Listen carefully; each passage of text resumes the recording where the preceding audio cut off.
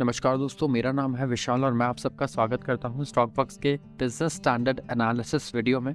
इस वीडियो में हम रोज़ बिजनेस स्टैंडर्ड न्यूज़पेपर के न्यूज़ को एनालाइज करते हैं, अच्छे इंपॉर्टेंट न्यूज़ को सिर्फ और सिंपल लैंग्वेज में समझाने की कोशिश करते हैं। शुरुआत करते हैं आज की सबसे पहले आर्टिकल से।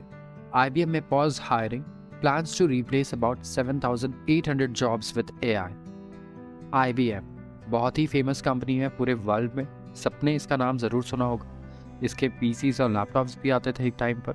इस टाइम पे सॉफ्टवेयर्स बनाती हैं और भी बहुत बड़ा काम है इसका टेक्नोलॉजी के दुनिया में। इसका फुल फॉर्म है इंटरनेशनल बिजनेस मशीन्स और इसके चीफ एग्जीक्यूटिव ऑफिसर हैं अरविंद कृष्णा, जो कि एक इंडियन है। अब इनका कहना है कि कई सारे पोजीशंस हैं जॉब्स के जिन पर हायरिंग रोकने वाले हैं, पॉज करने वाले। और इसका रीज़न क्या है? इसका रीज़न इन्होंने बताया है आर्टिफिशियल इंटेलिजेंस, AI। इन्हें ऐसा लगता है कि जो बैक ऑफिस फंक्शंस जैसे कि ह्यूमन रिसोर्सेज HR, ये या तो सस्पेंड हो जाएंगे या तो बहुत स्लो हो जाएंगे। इस वक्त जो नॉन कस्टमर फेसिंग रोल्स हैं ये अभी 26,000 वर्कर्स करते हैं। नॉन कस्टमर फेसिंग रोल मतलब जहाँ कस्टमर को फेस नहीं करना होता वो रोल्स, 26,000 वर्कर्स निकाले जाएंगे, मतलब इस वक्त है, माफ़ कीजिएगा। और 30% इनमें से रिप्लेस हो जाएंगे AI ऑटोमेशन से अगले 5 सालों में। तो मान लीजिए कि इस वक्त जितने इनके पास वर्कर्स हैं उनमें से 7,800 अगले 5 सालों में अपना जॉब लूज कर देंगे। और इसमें हम देख सकते हैं कि आर्टिफिशियल इंटेलिजेंस टूल्स, ये इसने कैप्चर किया है लोगों का इमेजिनेशन, किस तरीके से वो ऑटोमेट कर सकता है कस्टमर सर्विस को, जैसे टेक्स्ट लिखना, कोड जनरेट करना, और लेबर मार्केट को ये डिस्टर्ब कर सकता है। तो आगे हमें ज़रूर नज़र रखनी होगी, क्योंकि AI ऐसा बताया जा रहा था कि ह्यूमन बींग्स के लिए डेंजरस है, लेकिन उनके जॉब्स के लिए तो बहुत ज़्यादा डेंजरस है। और शायद सबसे पहला अटैक जो है ये ह्यूमन बींग्स के जॉब्स पे ही कर रहा है, अगर आप देखेंगे। यहाँ पर इन्होंने अनाउंस किया कि जो रैपिड एडवांसिंग टेक्नोलॉजी है उसके साथ साथ इन्हें भी इवॉल्व होते रहना है। और जो बहुत ही मंडेन टास्क है, मंडेन टास्क का मतलब ऑर्डिनरी काम, जैसे कि एम्प्लॉयमेंट वेरिफिकेशन लेटर देना, ये एम्प्लॉयज़ को डिपार्टमेंट्स के बीच में मूव करना, ये पूरी तरीके से शायद ऑटोमेट हो जाएगा। ये कहना है अरविंद कृष्णा, जो CEO है IBM। इसी तरीके से सैमसंग ने अभी बैन किया है AI टूल्स अपने एम्प्लॉयज़ के लिए, क्योंकि कुछ कॉन्फिडेंशियल इंफॉर्मेशन थी जिसे ChatGPT के सर्वर पे अपलोड किया गया और हेल्प ली गई ChatGPT, और इसके बाद डेटा जो है और कॉन्फिडेंशियल इंफॉर्मेशन है वो लीक हो गया। तो इसीलिए उन्होंने नोटिफाई किया कि वो बैन कर रहे हैं वर्कप्लेस पे ChatGPT और दूसरे AI टूल। अगली खबर आती है हमारे लिथियम रिजर्व्स के बारे में।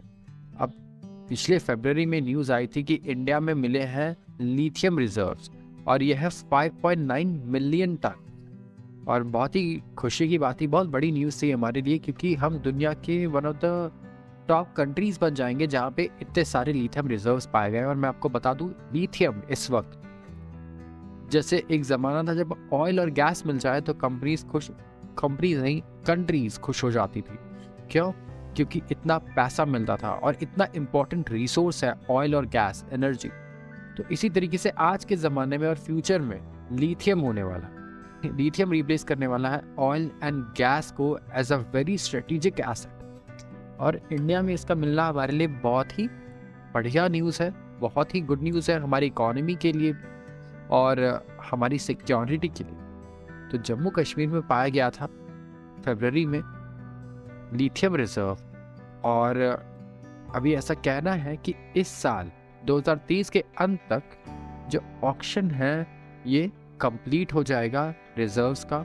जो कंपनीज हैं उनको ये एक तरीके से कॉन्ट्रैक्ट पे दे दिया जाएगा माइन करने के लिए, और काम जो है पूरी तेज़ी से शुरू हो जाएगा। तो इंडिया के लिए ये बहुत ही इम्पोर्टेंट प्रोजेक्ट होगा। लिथियम डिस्कवर किया गया था जियोलॉजिकल सर्वे ऑफ इंडिया के द्वारा इस यूनियन टेरिटरी में फरवरी में।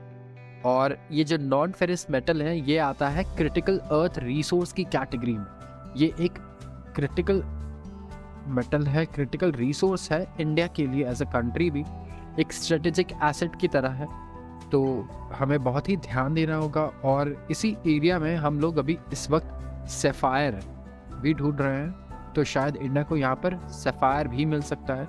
लिथियम हमारे लिए बहुत ज़्यादा इम्पोर्टेंट है। इस वक्त हम 100% लिथियम इंपोर्ट करते हैं, हमारे पास 1% लिथियम नहीं है।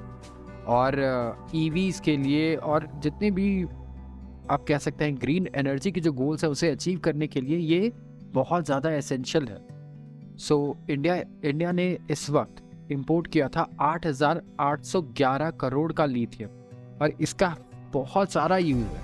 चाहे आप इलेक्ट्रिक कार्स देख लें या आप देख लें अपने स्मार्टफोन की बैटरीज, लिथियम आयन बैटरीज सबको मुंह पे होगी मुझे लगता है एक वक्त पे, और ये सबको ही पता, भले ही वो टेक से जुड़ा हो या ना हो। इस वक्त अगर आप देखें कि 8,800 करोड़ का जो है हमारा इंपोर्ट बिल होता है लिथियम लायन, जिसे हम बोलते हैं लिथियम आयन इंपोर्ट करने के लिए। और ये आता कहाँ से?